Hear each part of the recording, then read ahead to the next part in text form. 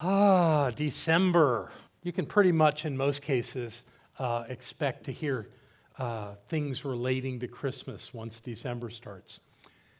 I, on the other hand, want to talk about psychology. I want to talk about one of the pioneers of the field of psychology.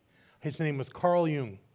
And what Dr. Jung came up with, because he was different than Freud and some of the other pioneers in that he was kind of mystical in his approach.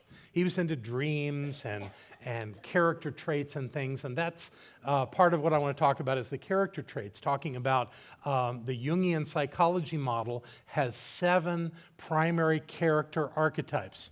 It's going to get better, Debbie, you'll be all right. And those 4 archetypes dwell in all of us. In fact, all the archetypes dwell in us, but there's a thing that makes us unique in that we all express them differently. And we all have, of the 4 primary archetypes, which I will introduce to you before I make the rest of that statement, are these.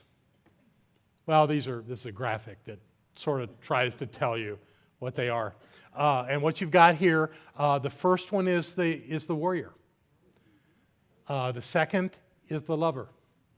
The third in that list is the magician, and the fourth one is the king. Now I call it king because I learned this through my men's consciousness work many years ago, and this is the model that we use, but it doesn't have to be king. It could be sovereign, it could be queen, it could be any word that you want to put there that speaks to that idea of leading.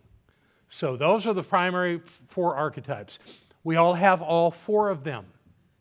And we all have one that is primary to us, that we express through more comfortably than the others. The idea of this, and this works in other fields that kind of sprang off of Jung's work, is that we all have a preference as to how we function in the world. And all of us function best through one of these. To give you an example, the first one, the warrior. Well, Charlie Shepherd is a warrior. Charlie, if you know Charlie at all, being the leader of our practitioners worldwide, his focus is to make practitioners the best that they can be. And he supports them in many, many ways, but he's driven by a vision. He's driven by a purpose. And by doing that, he's done great things with our practitioners around the world. That's an example of the warrior. The second one is the lover. And this morning, I kind of scanned the room thinking, okay, where are my lovers? And someone that won't go, no, I'm not. And I thought about having everybody raise their hands, so I'm going to really take a risk this morning and actually call one of your names. I'm going to call the name Troy Matthews, right there. I believe that you, sir, are a lover. And here's why. Because you've told me that one of your great joys in life when you finished your professional career was to become a cook, so that you could feed people. That's not about the technology of cooking. That's about love. That's about relationship. That's about serving. And that's how lovers work. Their primary interest is relationships and bringing to relationships something of value. So, Troy, I think you're a great example. Give Troy a hand for that. Third one is the magician. There are lots of magicians in the room. There are lots of all of these in the room, but the one that I'm going to pick on this morning is my wife. She is so clearly a magician. She is so clearly into information and being able to share that information in a meaningful way. You would think this movement, the science of mind, would be driven by magicians, and it probably is. I don't have any real data on that, but Barbara's a great example of who a magician is. And the last one, the sovereign, the king, whatever. Oh, thank you, Barbara, yeah. My safest one to talk about in the last one is me. Because I'm not going to challenge me. So what I've found in my life is that I like to lead people. I enjoy being the leader. When we do the class and we do our words that we come up with as to how what it is that brings us to the world, my third word is leader. So it seems a natural for me to do that, and given the opportunity, I'll lead. Barbara, on the other hand, if anyone else will lead, she's glad for them to do it.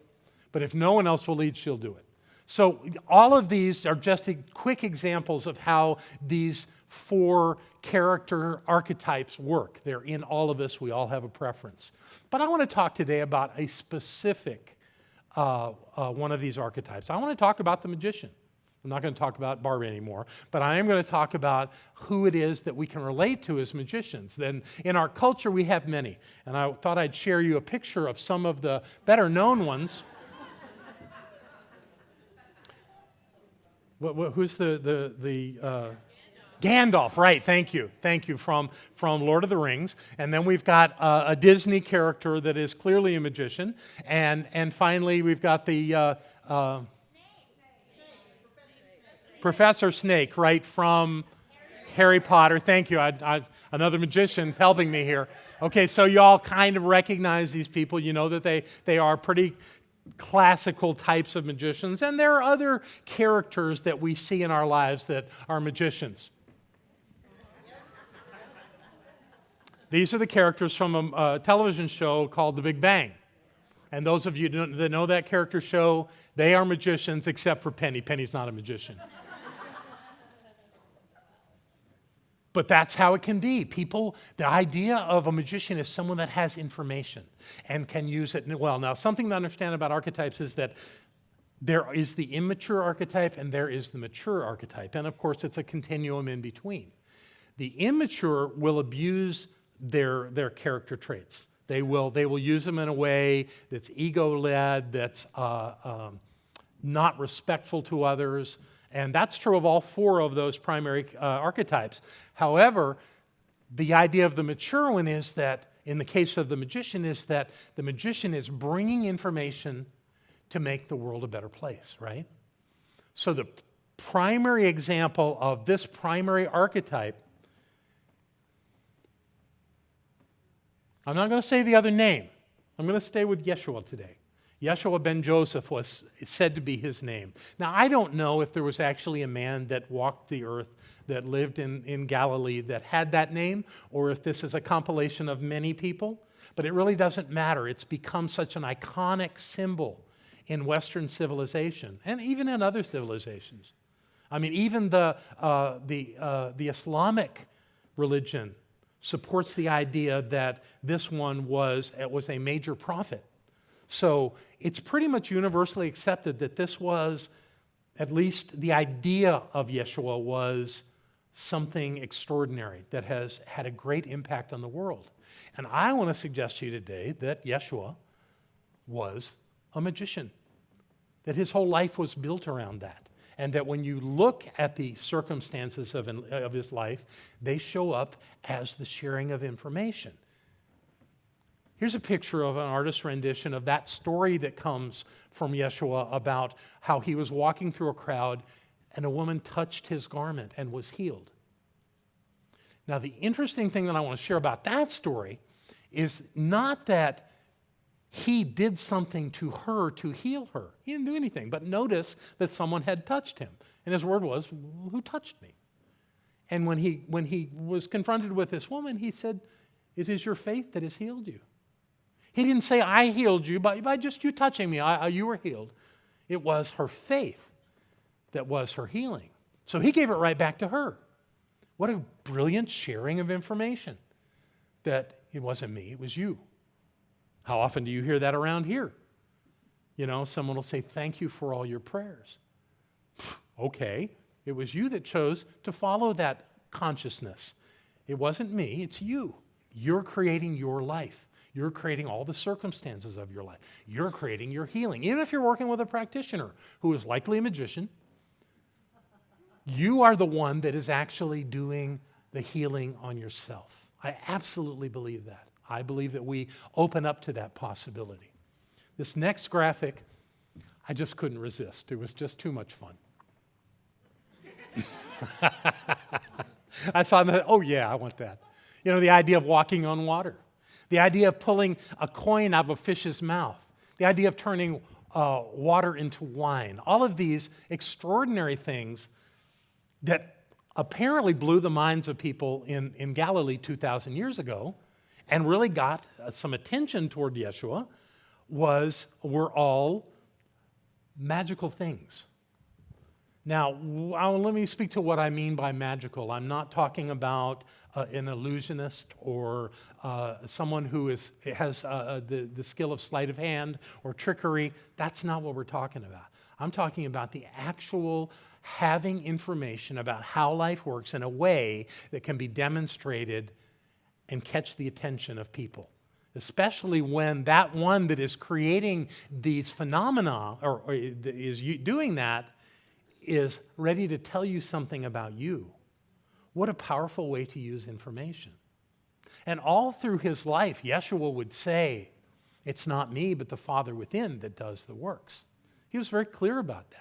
He wasn't like saying, worship me. He never said that. He never said worship me. He never said bow down to me. He said, love me and I love you. But he always passed this along to some greater power. He called it Father, or I believe it was Baba. Abba was the word that meant that. It was an endearing term that actually changed the whole dynamic of how one would relate to the creative force of the universe and have a personal relationship there. We've actually taken it a bit further than that, but he was saying that I'm in the Father and the Father is in me. All of those ideas come around the idea that we use some great power in the universe through our thinking and our actions that creates an outcome, that creates a change. We call it the law. It's the same thing. It's the idea that we have within us the ability to direct this thing called the law, or in the case of Yeshua, this thing he called Father, into some outcome, some action as a result that changes things. And then he got to before we go to the deeper part of it, let me get rid of the rain. And I'm trying to use as specific graphics as possible so you don't get caught up in the idea that this one was somehow Aryan or was living in Europe, because he wasn't, even though most of the pictures that we've ever seen look like he was. So this idea of who this one is a very powerful notion, and there's a lot for us to get from him and from these teachings that were said to be his. Again, I don't know how that worked. I don't know. I have no direct knowledge of what was true and what wasn't of these stories that were told. But clearly, there's a theme that runs through this. What he seemed to want everyone to know was that they had within them the ability to do this. And he'd been doing this all his life. He'd been doing this thing even when he was a young child. Most people in the experience of the myth of the birth of Yeshua has legions of angels in the sky, a little tiny building with some animals there, some domestic animals, and a feeding trough known as a manger, and that these three wise men rolled up on their camels. Well, most historians will tell you that there seems to have been something about some people visiting, but that wasn't at the birth. It was a year later. He was like a year old. And they came, and according to the scriptures, what they did was they brought gifts, 3 specific gifts. And it's interesting that they brought these gifts. They were gold, frankincense, and myrrh. And just to explain what those things are, they each have great symbology. The gold obviously represents abundance. It also represents royalty and great virtue. So they're saying there's something of value in this child. Then we have frankincense. Frankincense was normally an incense. It's got even sense at the end of the word of it. And that it is a symbol of prayer and priesthood. And then finally, the myrrh, which often comes as an oil to us, but in this case, it's some kind of a substance that was actually used in embalming bodies of those that had passed. Now, what could this be about? Oh, another piece of this puzzle is that there were 3 gifts, apparently, at least in the story. That's what's reported. But no one ever said there were 3 people that came. They called them wise men. We don't know how many came. Could have been 20. We don't know. We just know there were 3 gifts that they brought. What does a 1-year-old do with this kind of stuff? Clearly, Mattel hadn't gotten into the scheme of things at that point, so these weren't really for the child. They were for the parents. I mean, because what would they be saying otherwise? They are very valuable things. I mean, having the myrrh meant that you were preparing for someone's passing, and so that you don't have to go find it when someone passes. You collect it and you keep it. Obviously, if the frankincense was an incense, it was used in that way in the home. And obviously, the gold had great value for trade, for expression. There are lots of things you can do with that. These were for the parents. They weren't for a 1-year-old. Now, if you go back and look at Yeshua's life, as it's reported in the Gospels, they talked about how he grew up. And even at the age of 13, how I love this story, how he went to the temple and started teaching the rabbis. Maybe not. It's a lovely story. I have no problem with it either way. The idea that this one was a bright child is a great idea. But what's interesting is that from the age of 13 to the age of 30, 17 years, there's nothing reported anywhere. There's no records. There's no readings about who he was during that. I'm sure there's speculation, but there was none of these early writings reflected on those 17 years. What's that about? Well, here's my solution to this. This is why I think that's so. I don't think he was living in Galilee during those 17 years. I think those people that came and brought the gifts actually were working a deal. And that they came to take that child once he had reached adulthood, because in the Hebrew faith, the age of 13 is the age of adulthood, and that at that point, he left his family and he went to be with those people that had come. So who were those people? Well, what's best speculated is they were Zoroastrians, that they were actually priests within a sect of the Zoroastrian faith. And I did a little research on that. That is an ancient faith, and it's actually built around the foundation of one clear statement. Give me a second to make sure that I get this right. Yes, that their primary premise is that there is one uncreated presence through which all good flows. There is one uncreated presence through which all good flows. Sound familiar? So my speculation is that at the age of 13, somebody came and got him, took him back to wherever these people were, and began to teach him. Now, we have a name for who these people were. They were called the Magi. They were the mystical sect within Zoroastrian faith. And I believe that they took this young man at 13 and that he lived with them and learned their ways, very different from the Hebrew ways. And that when he had completed his studies for more at that point than half his life, he came back to Galilee. He came back to his home, to his family, because he was now on a mission. And if indeed he is the magician that I suspect, he came back packed full of information that he had learned from his teachers. And although he never referenced them, because I'm sure he was taught not to, he had this relationship with the divine that was contrary to everything that was taught in the Hebrew faith. The Hebrews were taught to fear God, to supplicate, to ask for forgiveness, to give all kinds of donations to the synagogue, to the temple, to be forgiven of their sins. All this in the name of Jehovah. So there's nowhere where Yeshua, I was going to stick with Yeshua today, where he talked about Jehovah. He talked about his Father. But then when he taught the people to pray, when they said, teach us how to do what you do, he said, do it this way. Our Father. oh, now it's not just your Father, it's everybody's Father, right? Well, that changes the game a bit. So suddenly you don't have this one man that has this great connection with the divine, and the rest of us have to want to go through him. That's not what he said.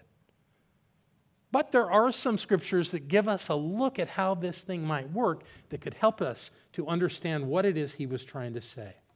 In the Gospel of John, the 10th chapter and the 30th verse, he said, I and my Father are of one accord. And that's a direct translation from the Aramaic. I and my Father are of one accord. Now, accord means that we are unified. So he's still saying there's just one of us here. That's one thing that's going on. And he always spoke, when he did that, in the first person.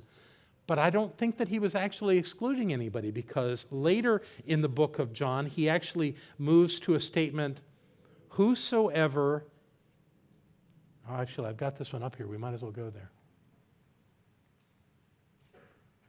That was the one accord. Whosoever believes in me will also do the works that I do, and greater works than these. This is kind of changing the dynamic here. But let's figure out what this means, because it may not mean exactly what we might think it means. So let's start by looking at the first word, whosoever. That's anybody. That's everybody. That's us. So when Yeshua said this, he's saying, this applies to everyone who can have it.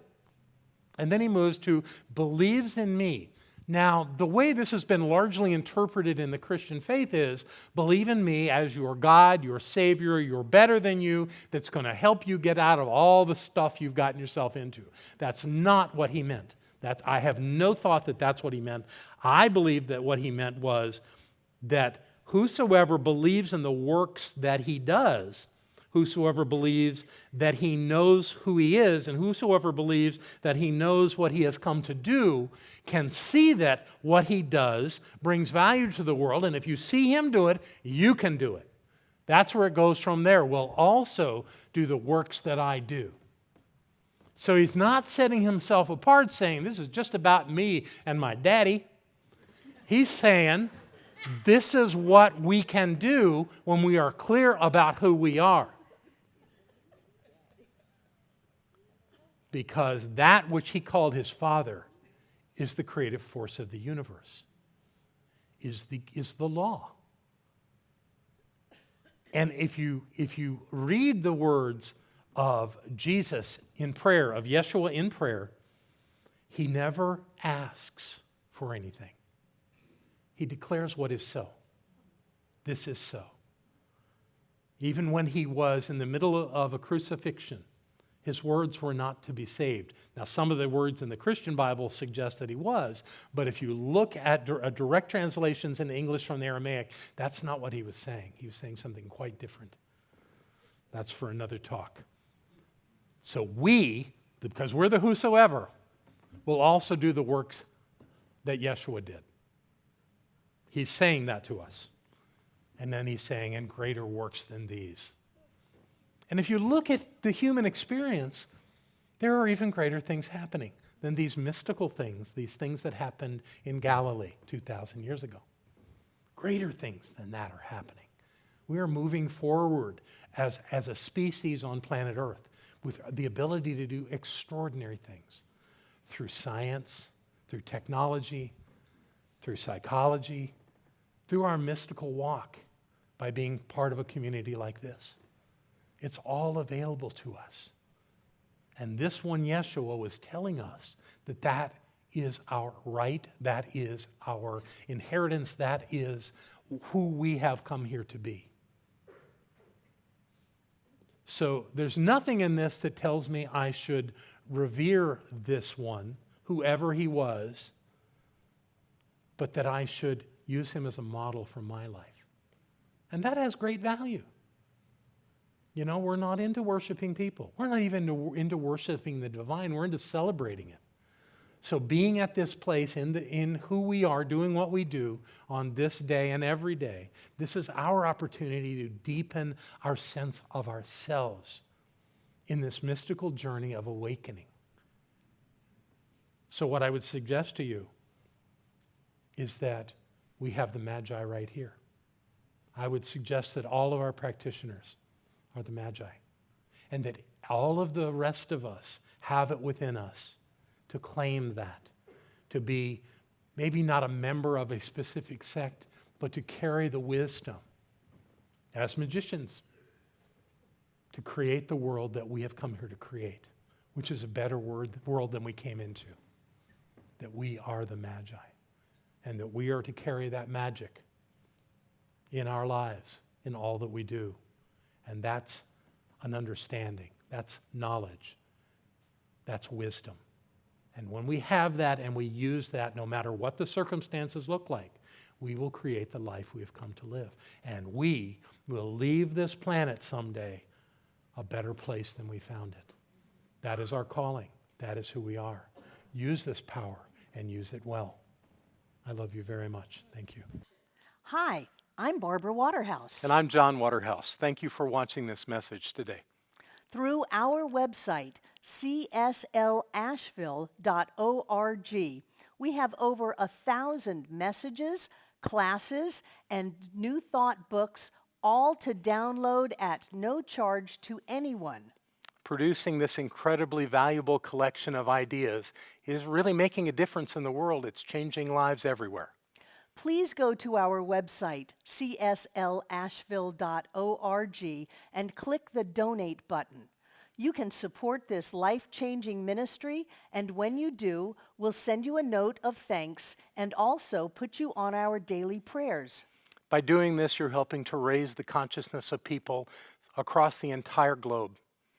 We're changing lives together, those lives that are being more prosperous, more healthy, and more joyous. Thank you for being a part of this important work and supporting what we do here at CSL Asheville. Thank you.